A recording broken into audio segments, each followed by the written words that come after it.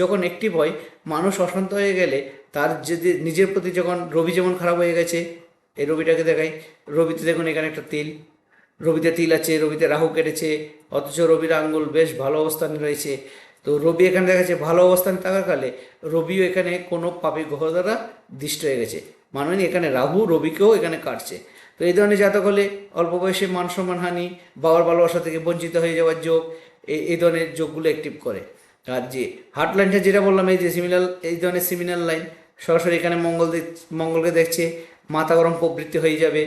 এবং বৃহস্পতি শক্তিশালী থাকার কারণে বৃহস্পতিও খারাপ হয়ে গেছে।